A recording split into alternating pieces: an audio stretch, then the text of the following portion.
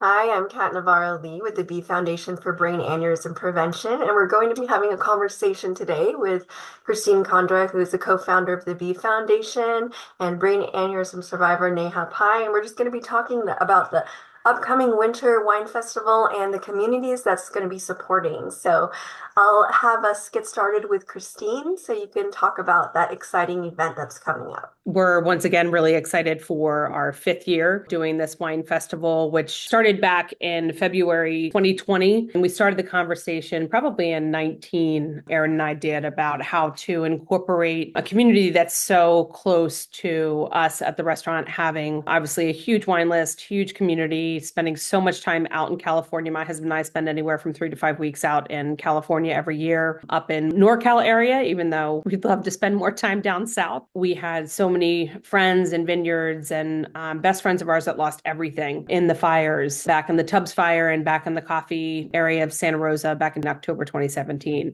And that was really the precipice to how were we going to bring two different communities together who, ironically, both tell a similar story, that out of nowhere your lives are shattered and turned upside down. And how do you find the bridge to move forward? So that was somewhere where we started doing the Winter Wine Festival. Little did we know that, 10 days after the wine festival, that the world was going to shut down. We've raised to date now, after 5 years, over $400,000, making it almost our leading fundraising event, which is crazy for the B Foundation, more than even our gala, which is pretty impressive. And just sort of on stats side, for brain aneurysms, 1 in 50 people have a brain aneurysm, with women being 1.5 times more likely to have a brain aneurysm. Half of the 500,000 deaths worldwide are people under the age of 50. We'll dive more into this as far as, where our focus is going to be with having Neha here and going back to where our original first grant ever went with the B Foundation 11 years ago was to UCLA. So we're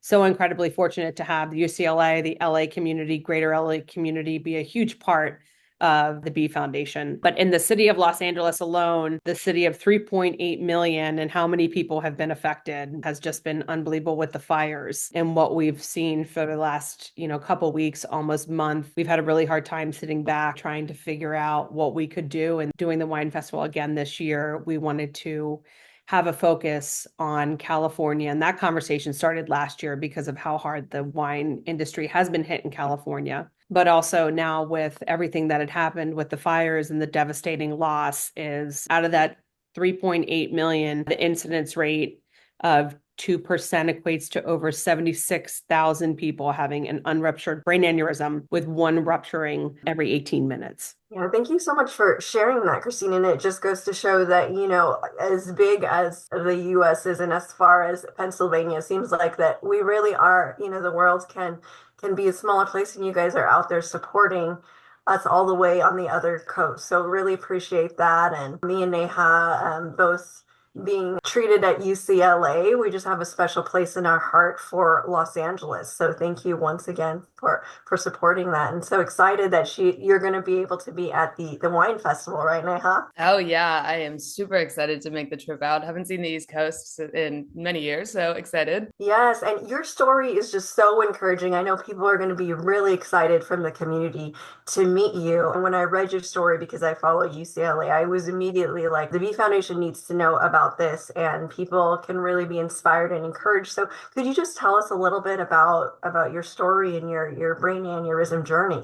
It all started my junior year of college. This was 3, 4 years back at this point, 2021. It was finals week, because what better time for something crazy like this to happen to you? I essentially was really, really stressed about some final coding project that I was working on. God knows it was nothing worth stressing over in hindsight, but I don't remember a lot of this story. This is just kind of how it's been relayed to me. My roommate said I was really, really stressed out. I had just pulled like many all-nighters in a row. I was on my couch in my apartment. I had just submitted the final after like many, many days of just constantly stressing over it.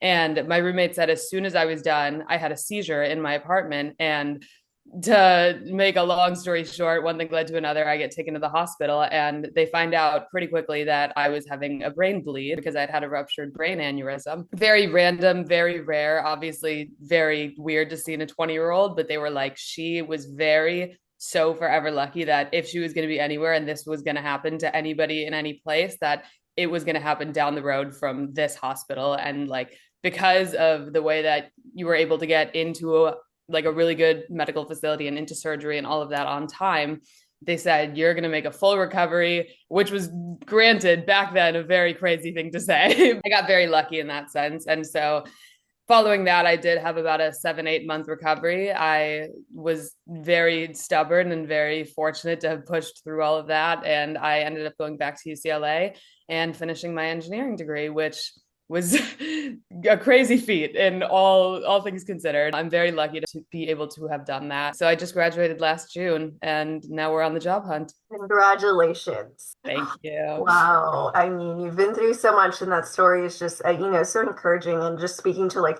the determination that you have and the hope provided that you were around such a, amazing community. I read that, your neurosurgeon just kept on encouraging you that you're going to make a full recovery. Oh, yeah. There is so much power in words, and just people, especially the people that like opened up your brain and saw it themselves. And, I was like, you guys are the reason that, like, I don't even remember meeting you, but clearly those guys are good at their job because I'm up and talking and walking and like I feel fine, kind of. And the entire way, there was a lot of people and there was a lot of, maybe you should consider something else. Maybe you should not go back to an engineering degree at a school like UCLA, or maybe let's consider other options. And it was the fact that like my medical team was like, you can do it. I was like, if they're saying I can do it, why would I listen to anybody else? And it's obviously it's the power of community, the support. It was like the entire hospital system, as well as like UCLA as a whole, but like my counselors, my friends, my advisors, just, it was a team effort, obviously. But when you have like the support that you do, anything is possible, dude. Yes, and just by you sharing that story, other people are going to be encouraged that anything is possible, and having the right team and having the right encouraging people around you makes like a huge difference. Anthony Wang actually used to be my neurosurgeon, but then they determined I was not a pediatric patient, so I was transferred to Jeffrey Kobe, but amazing as well. But that whole team over there is just really great. So thank you so much for sharing that. I mean, for me, I had an unruptured aneurysm that was monitored, and I'm just so thankful that, it was from a team that was able to monitor it diligently and provide the right treatment. Because when the treatment options were given to me, I was given, different, when I got different opinions, I heard different things and it was unclear. But Dr. Kobe at UCLA was very clear on the procedure, and that it's very confident in the success of it. So that makes a huge difference. So I'm so happy that we both share that in common, that we had neurosurgeons that were very confident in the success of our recovery and in their own skills. Oh yeah. And it goes leaps and bounds and miles beyond anything you could ever imagine. Because like also like even when I was in recovery, it was the people that I was like, they would know better. I was like, these guys have treated God knows how many people that have come through here. If I'm leaving the center and they're saying we don't recommend XYZ, I should listen to them. And I thank God every day that like my medical team and my parents and all these other people were like, just go do it, like go try it. And it worked. So yes, go try it. What a wonderful story. So thank you so much. And again, Christine, for for having this event and showing some love out to Los Angeles. So I'm sure that there are people out there in the Los Angeles community that have those in common, as well as, brain aneurysm, having dealt with that, and also having had the devastation of the fires. So thank you for bringing these communities together. It's so upsetting that, obviously this did happen out in LA, the devastation level up in Northern California. To see it just continue at the level and gravity of what has been happening is really unsurmountable, because our industry has taken such a huge hit from the pandemic, but the wine industry in general across the world, California in particular, from a drop in tourism from a couple of years ago, dropping 40+%. You'll hear articles, it doesn't matter whether it's New York Post, Washington Post, the LA Times, anybody talking about all of these different issues going on where literally the vines are drying up and they're losing fruit. And it's something that's really critical for our industry, and something that's really important is to continue to support. We are a French-American bistro. We have over 1,000 selections, 8,500 bottles of wine in-house with 44 seats, is an extensive wine collection. And one of the most highly regulated states in this country, but it's something that's so important to me. And I'm incredibly passionate and feel very strongly about telling the story of the United States wine industry and where we came from the 60s and 70s to where we are today. And there's so many iconic winemakers, female winemakers. The event, it's falling on March 1st, March every single year for the last 6+ years. We have moved all of our wine list to be 30 plus by the glass and all female winemakers from all over the world. So we're really excited to be able to highlight some of those winemakers that evening. It's normally one of our wine dinners is always phenomenal. The winemaker comes in. This is why the price point is so much higher, is that we have 5+ wines. It'll probably be closer in reality to 7 wines that we're going to be highlighting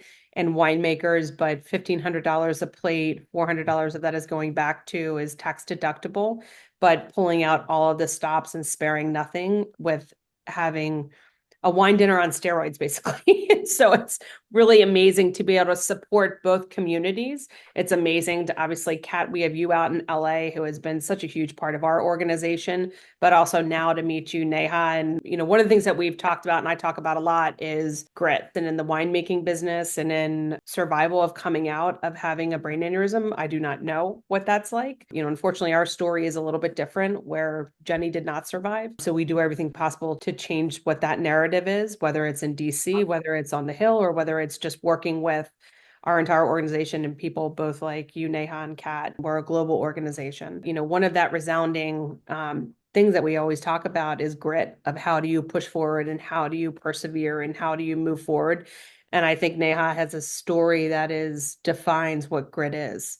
Because when everybody's telling you, especially in our business too, you're crazy, what are you doing? Like, you're nuts to open a restaurant, you're nuts to start a vineyard, you're nuts to keep doing, why would you do this? I think, Neha, you're so inspirational. It's something that I don't take lightly. And if I'm going to do it, I'm going to do it 150%. And that's Jenny and I shared that mentality. Erin is that way as well. You have to have that. And I think it's something that is so critically important to just keep going. So when somebody says, oh, I'm tired, I can't do that, or no, I can't, you can do anything you want. You can, if you put your mind to it, you have shown people, and I think your story is a very powerful one to show people that they can do anything they want, especially in the younger community. It's not so much even with a brain aneurysm, somebody that anything could have happened to them, but that you can, not only did you continue to go to UCLA, not even, did you, graduate, top of your class is that in biomedical engineering. I mean, that's hard for anybody.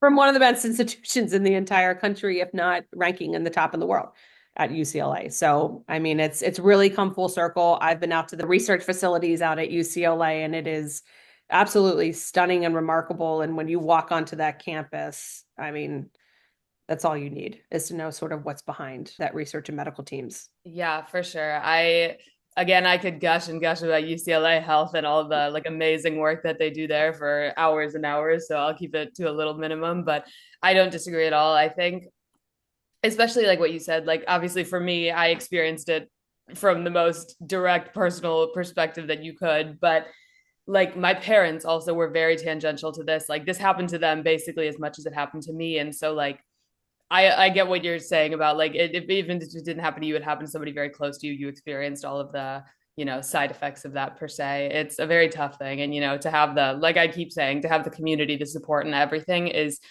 equally as, if not more important than surviving itself. I think like when I look back on the whole thing, I'm like, just living is like the first half, maybe not even the first half. It's like everything that comes after that, and it's the rest of your life.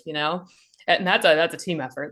Yes, well, this is definitely, such a team collaborative effort. Thank you so much, again, Christine, for having this event and supporting these different communities. And yeah, we're really excited about this upcoming event and the contributions that it's making. No, we're excited. And again, we look forward to having everybody out here. And out of 30 seats and 30 tickets that we released, we have 18 remaining, and we have a few different sponsorship levels that are still available, and also focus them back on some of our favorite areas of LA, being the Getty and the Eaves, and then also Santa Monica. With each of these different sponsorship levels, the highest level, the Getty, is going to be having 4 round trip tickets to LA with no blackout dates states from either the Philadelphia or New York area. We're going to be including tickets to do stuff out in Los Angeles, encouraging people to travel to Los Angeles. And I think that's one of the things that falls a little bit short when you're talking about an area that's been absolutely devastated, is people think to not travel to those areas. And I think that more than ever, people need to go out to LA to support people, to support the tourism, to support the wine industry out there,